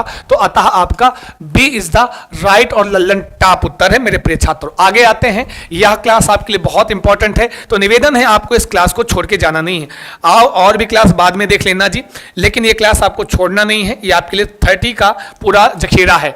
निम्नलिखित पति पत्नी एक दिनचर्या अस्ति सुधा महोदया स्वछात्रां प्रदत्ता।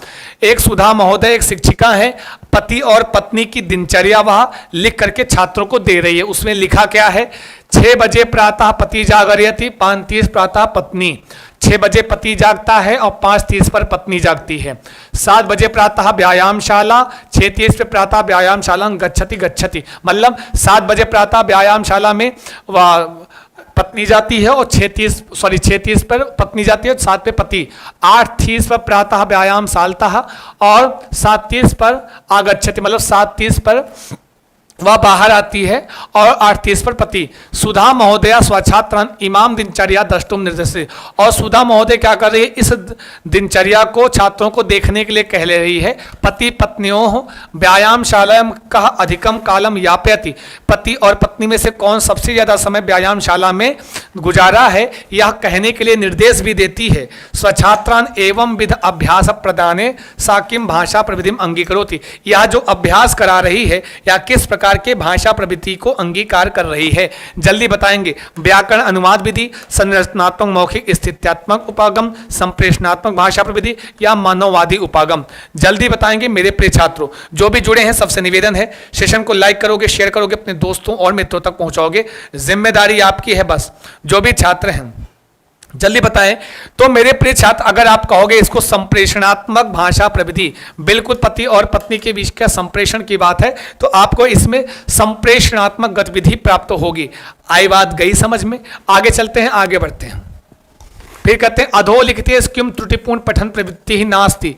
त्रुटि से पूर्ण पठन कौन सा नहीं है, जल्दी बताएंगे मेरे प्रिय छात्र। जो भी जुड़े हुए हैं सभी का बहुत स्वागत है। फटाफट सेशन को पढ़ाते रहो, कहते रहो, बोलते रहो, आगे बढ़ते रहो। जल्दी जल्दी बढ़ेंगे तो निवेदन आपसे है, प्लीज आपकी उपस्थिति हमारे लिए ऊर्जा होती है, आपको जाना नहीं है। याद रखना आज का ये सुपर 30 सेशन है आपके लिए, और अगर आप बने रहे, प्यार दिए तो हमेशा ये लेके आएंगे। त्रुटिपूर्ण पठन प्रवृत्ति उपस्वरीकरणम, अंगुली निर्देशनम, प्रतिगामी नेत्र संचालन या द्रुत पठन, जल्दी बताएंगे स्पीड रीडिंग। ध्यान देना, पठन की प्रवृत्ति नहीं है, पठन की त्रुटि से पूर्ण पठन की वृत्ति नास्ति मतलब नहीं है, तो द्रुत पठन is the right answer. D is the right answer, बहुत अच्छा उत्तर किया है, द्रुत पठन एकदम आपका सही है। बाकी ये सब उपस्वरीकरणम या अंगुली का निर्देशन करके ऐसे ऐसे पढ़ना, प्रतिगामी नेत्र संचालन, ये सब गलत है। ये आपका बिल्कुल से द्रुत पठन स्पीड रीडिंग क्या होता है, पठन की प्रवृत्ति की त्रुटिपूर्ण पठन प्रवृत्ति नहीं है। अधोलिखितेषु कारकेषु भाषा नैपुण्य दृष्टि किम सर्वाधिकम महत्वपूर्ण। भाषा की निपुणता की दृष्टि से सबसे ज्यादा महत्वपूर्ण क्या है, जल्दी बताओ। किसी भी कारक में जो भाषा के, जैसे आपकी किसी भाषा में निपुणता हो जाए तो उसमें सर्वाधिक महत्वपूर्ण क्या है, हो जब लिख उठे सर्वाधिकम, हाँ सर्वोत्कृष्टम, तो समझ जाओ कि कहीं ना कहीं चारों ऑप्शन सही होगा, उसमें सबसे ज्यादा सही कौन सा है। सर्वथा शुद्ध उच्चारण के साथ पढ़ना, सुंदर हस्तलेखन का और अभ्यास करना, शुद्धताया धारा प्रवाहताया विकासम, निम्न मूल्य शिक्षा समया प्रयोग, जल्दी बताओ कौन सा सही है मेरे प्रिय छात्र। जी कुमार लक्ष्मण शॉर्ट वीडियो, सभी का स्माइल जोन, सभी का बहुत स्वागत है, वंदन है, अभिनंदन है। जल्दी बताएंगे कौन सा सही है इसमें मेरे प्रिय छात्रों। सेशन को लाइक करो, शेयर करो, अपने दोस्तों और मित्रों तक पहुंचाओ, जिम्मेदारी आपकी है जी। ध्यान देना इसमें आपका, सॉरी ये सब गलत है। शुद्धताया धारा प्रवाहिताया विकासम, मतलब कहते हैं ना जी, अगर आप जैसे आप इंग्लिश में निपुण हो, कहते हैं फर्राटेदार इंग्लिश बोलना है, फर्राटेदार संस्कृत बोलना, मतलब निपुणता है, धारा प्रवाह बोलना है, कहते हैं जी फ्लुएंसी जिसको बोलते, कि बोल तो लेते हैं, फ्लुएंसी नहीं है, तो वहां फ्लुएंसी भी होनी चाहिए, धारा प्रवाहिता भी होनी चाहिए, समझे ना जी। तो आपकी भाषा की निपुणता है, सी इज द राइट आंसर। आगे बढ़ते हैं। रवि महोदय एक प्रश्न पत्रम रचयति। रवि महोदय एक प्रश्न पत्र की रचना करते हैं जिसमें अधिकांशाः प्रश्नाः पाठ्यक्रमेण परीक्षायाः उद्देश्येन वा असंगता वर्तते। रवि महोदय जैसे एक शिक्षक है, वो एक प्रश्न पत्र का निर्माण कर रहा है और उस प्रश्न पत्र का में जो अधिकांश प्रश्न हैं वो पाठ्यक्रम की परीक्षा के उद्देश्यों से असंगत हैं। जो पाठ्यक्रम है उसका जो उद्देश्य है उससे वह असंगत प्रश्नों को ले रखता है, मतलब संगत प्रश्न नहीं रख रहा है। रवि महोदय से प्रश्न पत्र का न्यूनता विद्यते। रवि महोदय के प्रश्न पत्र में कौन सी न्यूनता है, जल्दी बताओ सारे के सारे छात्र। आमुख मूल्यता, वस्तु वैधता, विश्वसनीयता, विभेदक अनुक्रमणीयता। जल्दी बताओ जो भी छात्र हैं फटाफट बताएंगे। सेशन को लाइक करेंगे, शेयर करेंगे, जिम्मेदारी आपकी है। ज्यादा नहीं, बस सेशन 30 क्वेश्चन है और 30 क्वेश्चन के लिए आपको रुकना होगा, आपको इंतजार करना होगा जी। नहीं, सिद्धि सिंह जी आपका कमेंट आ रहा है, बहुत बहुत स्वागत है। आशुतोष जी सभी का बहुत बहुत स्वागत है संस्कृत चंद्रा के इस ऑनलाइन प्लेटफॉर्म पर। 2:15 पर आपको ध्यान देना मेरे पेज, 2:15 पर आपको पीएम पर आपको हिंदी की क्लास मिलती है, सुबह में 8 बजे आपको संस्कृत मिलती है। तो यह है वस्तु वैधता की कमी है, कंटेंट वैधता, कंटेंट वैलिडिटी की कमी है। अगर प्रश्न असंगत है, विश्वसनीयता की बात हम नहीं करेंगे, डी नहीं जी, ये सब गलत है। इसमें कह रहे हैं कंटेंट, समझे, जो आपका पाठ्यक्रम की परीक्षा का उद्देश्य है उससे असंगत प्रश्न उसने बनाया है, मतलब कंटेंट वैलिडिटी की न्यूनता है, कमी है। आपका B is the right answer, कर लो सही। मेरे प्रिय छात्रों, अध्यापकै अंगीकृत ERRQ प्रविधि estimate, read, respond and questions छात्राणाम कौशल विकासाय सहायम भवति। बहुत बढ़िया प्रश्न है। हाँ, ERRQ प्रविधि जो होती, एस्टिमेट, रीड, हाँ, जिसको एस्टिमेट बनाना, उसके बाद पढ़ना, पढ़कर उसको रिस्पॉन्ड करना, रिस्पॉन्ड करके एक क्वेश्चन के माध्यम से पढ़ना। बताओ ये पठन के लिए, लेखन के लिए, श्रवण के, संभाषण के लिए किस कौशल के विकास में सहायता करेगा, जल्दी बताएंगे मेरे प्रिय छात्रों। फटाफट बताएं जी, जलील काव्यारे जी सभी का बहुत स्वागत, मोहम्मद अतीक जी, डॉली जी, जो भी छात्र हैं सभी का, प्रवीण कुमार जैन जी और चंद्रकला कुमारी जी सभी का बहुत, कविता झा जी, प्रदीप कुमार जी सभी का स्वागत है। प्लीज सेशन को लाइक करोगे, शेयर करोगे, अपने दोस्तों और मित्रों तक पहुंचाओगे। प्लीज सेशन को लाइक कर देना। बता दें जितने छात्र जुड़े हुए हैं, तो अगर आप कह रहे होगे पठन तो सही है ना जी, पठनम वह पठन कौशल, जब आप पढ़ते हो तो एक एस्टिमेट, आप एक अनुमान लगाते हो, उसके बाद रीडिंग करते हो, रीडिंग के बाद उसको रिस्पॉन्ड करते हो, हाँ, रिस्पॉन्ड के बाद आप क्वेश्चनियर के माध्यम से उसको जानते हो, तो बिल्कुल सही है। B is the right, sorry A is the right, not.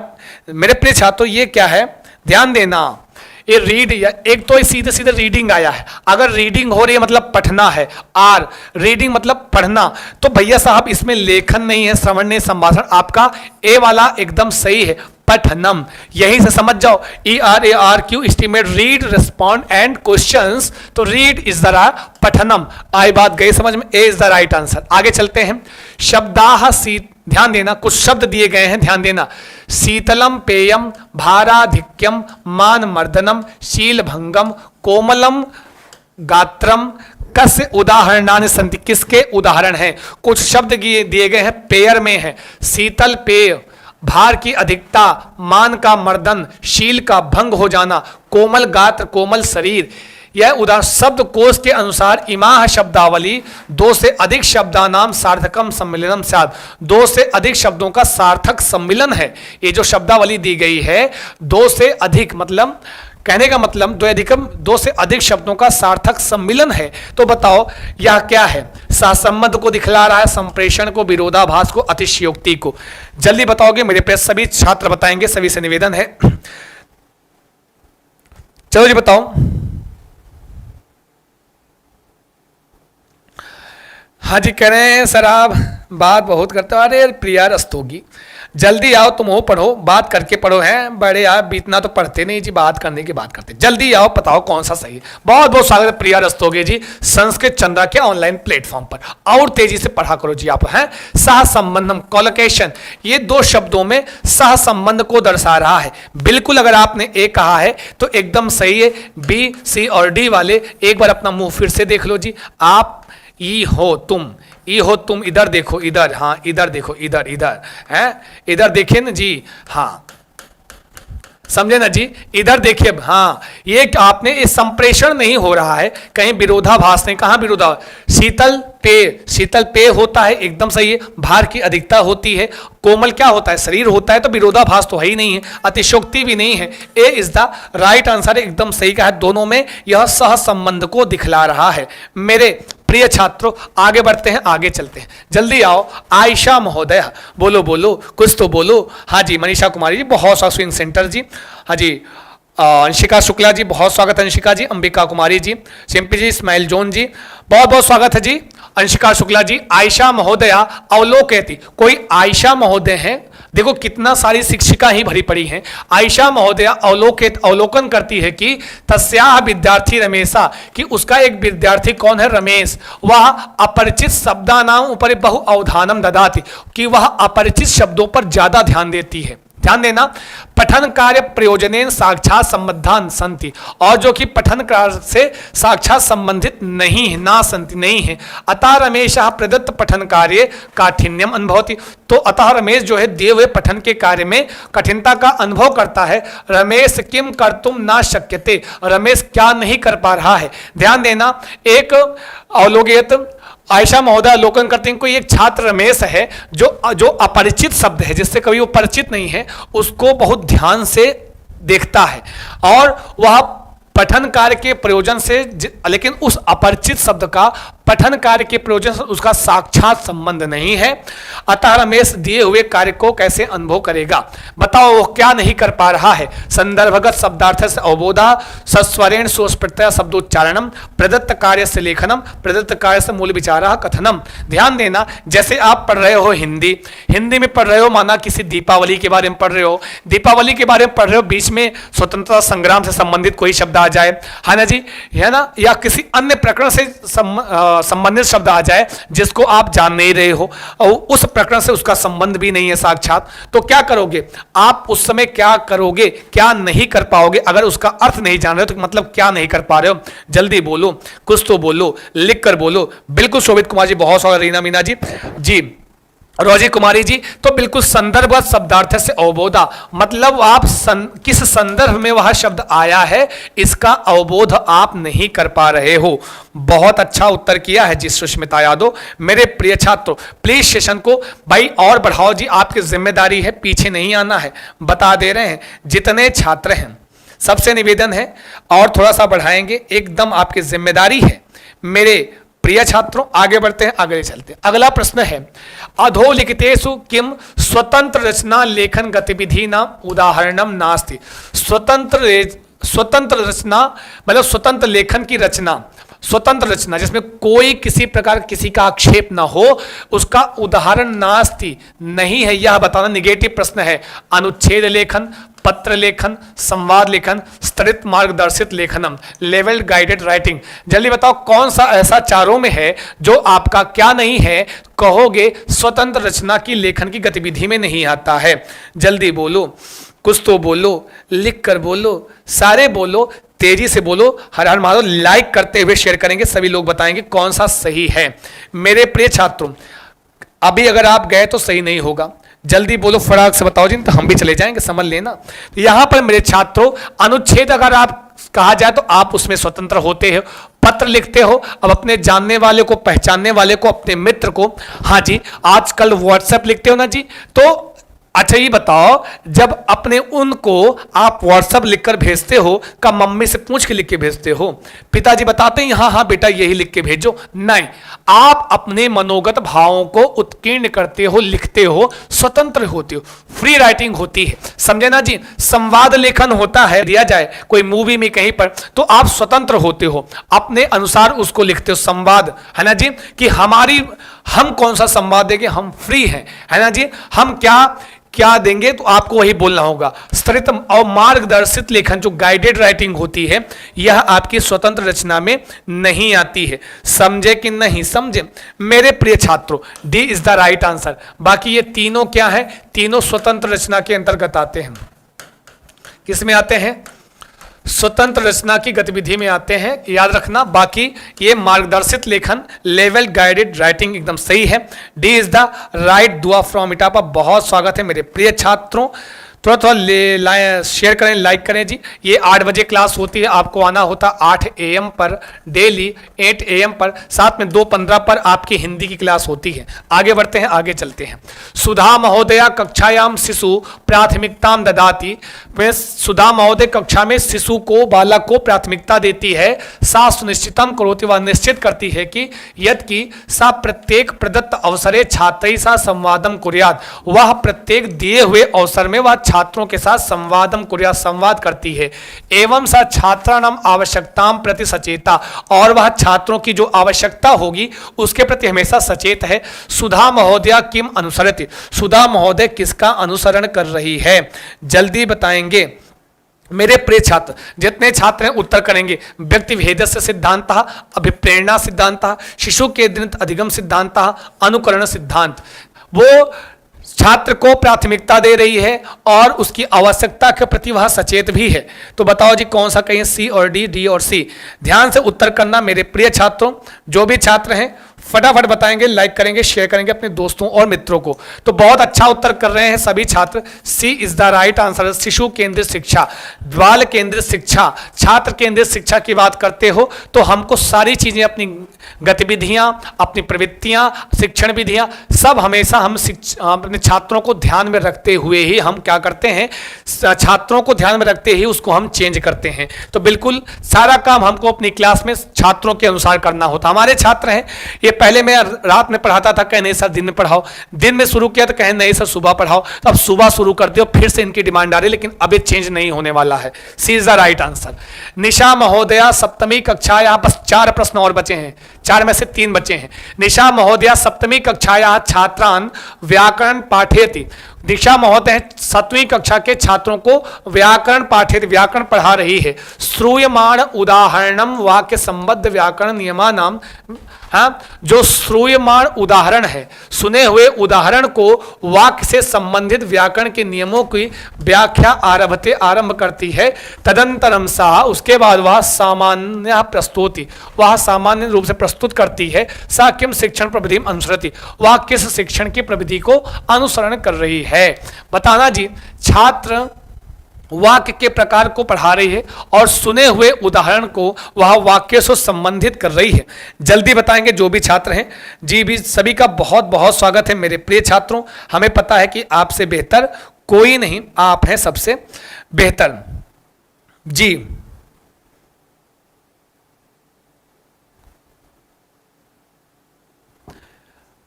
अच्छा, वो एक्चुअली क्या है, महोदया अपने वाक्य का पढ़ा रही है और श्रूयमाण ये बाद में आएगा कि यहां से आया है, वह वाक्य, यहां से वाक्य संबंध व्याकरण नियमानाम व्याख्या आरभते। याद रखना कहां से आरंभ कर रही, थोड़ा सा प्रश्न ऊपर नीचे हो गया है। निशा महोदया 7वीं कक्षा की छात्रों को वाक्यों का प्रकार पढ़ा रही है और कैसे पढ़ा रही है, देखो कि वाक्य से संबंधित व्याकरण के नियमों की व्याख्या से आरंभ करती है। क्या करती है जी, पहले वाक्य से संबंधित जो नियम होते हैं उसकी व्याख्या करती है। तदनंतरम उसके बाद सा श्रूयमाण, उसके बाद वह सुने हुए उदाहरणा नाम सामान्य प्रस्तौति, उसके बाद वह तदनंतरम वह सुने हुए उदाहरण को सामान्य रूप से प्रस्तुत करती है। सा किम शिक्षण प्रविधि अनुसरति, वह किस शिक्षण प्रविधि का अनुसरण कर रही है। जल्दी बताएंगे जो भी छात्र हैं, सभी का बहुत बहुत स्वागत है। आपकी उपस्थिति को नमस्कार करते हैं, प्रणाम करते हैं। सेशन को लाइक करेंगे, शेयर करेंगे, आपकी जिम्मेदारी है। मेरे प्रिय छात्रों जल्दी बताएं, ये सुपर 30 की सीरीज है, आपके लिए है सुपर 30, है ना जी। चलो बताओ, फटाफट सेशन को लाइक करो जो भी छात्र हैं।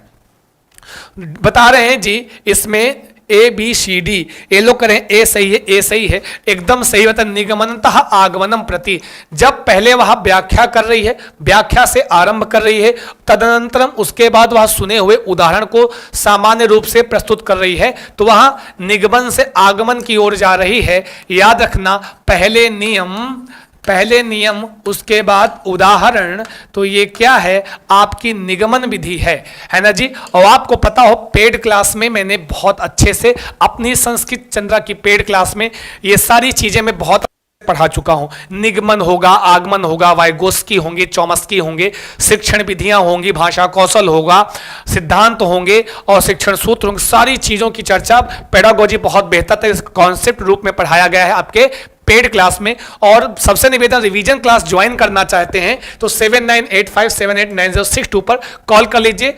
रिवीजन क्लास स्टार्ट होने वाली है। ए इज द राइट आंसर। आगे बढ़ते हैं। लीशा महोदया संस्कृत कक्षायाम सटीकताम प्राधान्यम। लीशा महोदय संस्कृत की कक्षा में वो सटीक मुख्य रूप से प्रधानता देती है। यतस्याम सह, जिसमें वह श्रवण और भाषणयो हो तुलनया पठनम लेखनम च अवधानम ददाति। वह जिसमें श्रवण और भाषण की तुलना के साथ पठनम लेखनम पर ध्यान, वो श्रवण और भाषण की तुलना के साथ पठन और लेखन पर ध्यान देती है। सा प्रचुरम अभ्यासम ददाति, वह ज्यादा से ज्यादा अभ्यास दे रहे हैं। यत्र, जहां पर लक्ष्य भाषाम अधिकृत्य अनुवादस्य कृते मातृभाषा प्रयुक्ता। ये लाइन इंपॉर्टेंट है कि लक्ष्य भाषाम अधिकृत्य, लक्ष्य भाषा मतलब क्या? दूसरी भाषा, द्वितीय भाषा जो विद्यालय वाली भाषा होती है, वो लक्ष्य भाषा को लेकर के वह अनुवाद के लिए किसका प्रयोग कर रही है? मातृभाषा का प्रयोग कर रही है। दूसरी भाषा के अनुवाद के लिए मातृभाषा का प्रयोग कर रही है। लीसा महोदय का प्रविधि अंगीकरोति। अब देख लो, अगर आपने हमारी क्लास की शिक्षण विधियां पढ़ा है, जो मैंने आपको आपकी पेड क्लास में पढ़ाया है, तो 100% बता रहा हूं कि आपका उत्तर सही करोगे।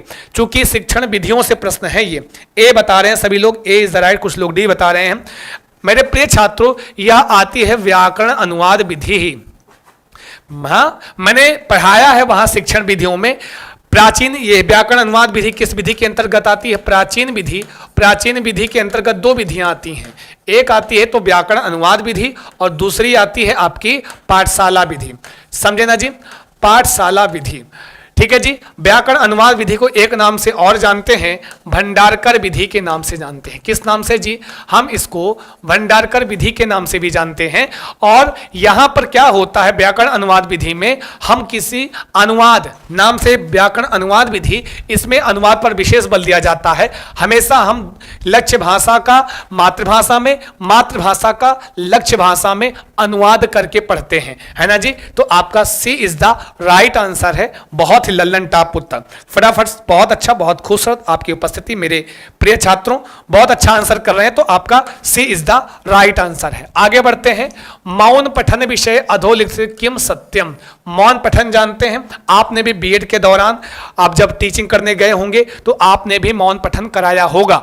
तो मौन पठन के विषय में किम सत्यम, क्या सत्य है? जल्दी बोलो, कुछ तो बोलो, लिख कर बोलो। सारे बोलेंगे जी कौन सा सही है मेरे प्रिय छात्रों, जल्दी जल्दी बढ़ाएं, बताएंगे और लाइक करेंगे। अभी तक जिन छात्रों ने लाइक करना, जिन्होंने भूला है, प्लीज उनसे निवेदन है सेशन को लाइक जरूर कर लेंगे।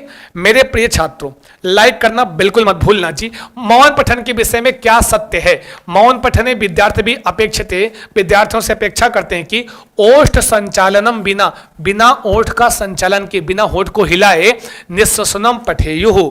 हाँ, या फिर कहते हैं अगला, मौन पठने विद्यार्थिना पठन क्रम में ओष्ठ संचालन कर्तुम शक्नी हो, कि मौन पठन में विद्यार्थी के पढ़ने के क्रम में ओष्ठ संचालन कर सकते हैं। मौन पठने कक्षायाम करने कथनम घटतम सा। मौन पठन में क्या होना चाहिए कि कक्षा में हमारे कान में ध्वनि, हाँ, करने कथनम, जो भी कोई पढ़ रहा है वो हमारे कान में आना चाहिए। क्या यह सत्य है? मौन पठने शिक्षको अपि मौनम भवेत्। मौन पठन में शिक्षक भी मौन होता है, ऐसा। अब बताओ इसमें सही कौन सा है? मेरे प्रिय छात्रों, उत्तर तो अच्छा कर रहे हो जी, बहुत बढ़िया, बहुत प्यारा सा आंसर कर रहे हैं आप लोग, तभी तो कहते हैं कि आपसे बेहतर कौन नहीं। बिल्कुल, मौन पठन में हम यह अपेक्षा करते हैं कि छात्र जो है बिना होठ को हिलाए चुप पे मन में पढ़ें। समझ लेना, बिल्कुल आपका एकदम राइट आंसर है, ए इज द। मौन पठन में अगर आप बोल दोगे, ओष्ठ का संचालन करोगे तो बिल्कुल सही नहीं है। अगर कान में हमारे आवाज आ रही है मतलब मौन पठन नहीं हो रहा है। शिक्षक का है का मौन पठन किसके लिए है? या सोपान छात्रों के लिए होता है, समझे ना जी। तो बिल्कुल ए इज द राइट आंसर है। अंतिम क्वेश्चन है, प्रत्यक्ष विधेर अपरम नाम किम। प्रत्यक्ष विधि का दूसरा नाम क्या है? जल्दी बोलो, कुछ तो बोलो, लिख कर बोलो, सारे बोलो, जोर से बोलो, प्रेम से बोलो, प्रेम से बोलो। जय माता दी नहीं, कौन सा सही है? जल्दी बोलोगे मेरे प्रिय छात्रों। ये सुपर 30 की सीरीज आपको लगातार मिलेगी, कुछ दिन तक कंटिन्यू मिलेगी। बस आपकी उपस्थिति डेली 8 बजे समय से हो जाए, है ना जी। जल्दी बता दो फटाफट जी। या निर्बाध विधि है, वार्तालाप, संयुक्त या पाठ्य पुस्तक विधि? जल्दी उत्तर कर दो, फिर सेशन को समाप्त करते हैं जी। सी बता रहे हैं जी, बहुत बढ़िया। बहुत बढ़िया किया, वहीं से बीएड बीटीसी कर ली। सी बता रहे हैं, ध्यान देना ये सारी चीजें गलत हैं। मैंने इसको भी शिक्षण विधियां पढ़ाई हैं, अभी भी आपके पास समय है। अगर संस्कृत चंद्र का पेड क्लास आपको पढ़ना है तो आइए, संस्कृत चंद्र पर आपका हम स्वागत करते हैं। इस लिखे हुए नंबर पर केवल कॉल करना है या व्हाट्सएप कर देना है। व्हाट्सएप पे अपना नाम, अपना ईमेल और डिस्ट्रिक्ट नेम आप भेज देंगे तो मेरे प्रिय छात्र आपको रिवीजन क्लास मिल जाएगी, जहां पर सारी चीजें पढ़ाई गई हैं। एक बार पढ़ो, दोबारा पढ़ो अच्छे से। बहुत अच्छा समय, 1 महीने का, बहुत प्यारा है। इसको कहते हैं निर्बाध विधि। प्रत्यक्ष विधि का दूसरा नाम निर्बाध विधि है। इसी को कहते हैं क्या? सुगम विधि भी कहते हैं। और क्या कहते हैं जी? सुगम विधि के नाम से भी जानते हैं, निर्बाध विधि या प्रत्यक्ष विधि। इसमें होता क्या है? इसमें हम मातृभाषा का प्रयोग वर्जित होता है। मातृभाषा का प्रयोग वर्जित होता है। हाँ जी, समझे जी? पूछता है एग्जाम में, मातृभाषा का प्रयोग किस विधि में नहीं होता है? तो आप बता देना, प्रत्यक्ष विधि में मातृभाषा का प्रयोग वर्जित होता है। आई बात गई समझ में मेरे प्रिय छात्रों? और बहुत खूबसूरत ये आपका होमवर्क है। अच्छा जी, ये लिखा नहीं गया है लेकिन यह आपका होमवर्क है, याद रखना, यह आपका होमवर्क है। आप लोग इसका गृह कार्य आप करके लाएंगे। होमवर्क का उत्तर यहां बिल्कुल नहीं देना है। तीसरा 30 प्रश्न आपका यह क्या है? होमवर्क है कि अधिगम विकलता। हमको प्रश्न भी नहीं पढ़ना, एक बार आप देख लो। उत्तर आपको कमेंट बॉक्स में उत्तर करना है। क्लास के बाद इसको कमेंट बॉक्स में उत्तर करना है। यहां बिल्कुल उत्तर नहीं करें, कसम रखा देंगे तुम्हारे चाहने वाले का। यहां बिल्कुल नहीं उत्तर करना है। यहां पर आपको होमवर्क है तो कमेंट बॉक्स में इसका उत्तर कर दीजिएगा। अभी भी अगर आपने संस्कृत चंद्रा का टेलीग्राम नहीं ज्वाइन किया है तो कैपिटल लेटर में संस्कृत चंद्रा टाइप करके आप हमारा टेलीग्राम ज्वाइन कर लीजिए। वहां पर संस्कृत चंद्रा कैपिटल लेटर में टाइप करेंगे फॉर टेलीग्राम तो आपको वहां पर मिल जाएगी इस क्लास की पीडीएफ। मतलब जितनी भी मैंने प्रैक्टिस कराई सारी पीडीएफ आपको वहीं मिल जाएंगे विद आंसर के साथ। साथ में 8 AM पर आपकी संस्कृत है, आप डेली जुड़े संस्कृत के लिए। हाँ जी, 8 AM पर आप संस्कृत के लिए जुड़े। फिर आप कितने बजे जुड़ेंगे जी? 2:15 पर PM पर दोपहर में आपको हिंदी के लिए जुड़ना होता है। समझे ना जी? 60 नंबर का काम हमारे जिम्मे पे छोड़ दो मेरे प्रिय छात्रों। और रिवीजन क्लास के लिए आप संस्कृत चंद्र का सीटेट के लिए 7985789062 पर कॉल कर सकते हैं। पेड क्लास के लिए मिस कॉल कर सकते हैं। और चाहे तो आप मेरे प्रिय छात्रों अपना नाम, अपना ईमेल आईडी, अपना डिस्ट्रिक्ट नेम आप शेयर कर सकते हैं, है ना जी? आपसे संपर्क कर लिया जाएगा। बस आज के लिए फिर बहुत बहुत शुक्रिया, बहुत बहुत धन्यवाद। Thank you so much my dear students.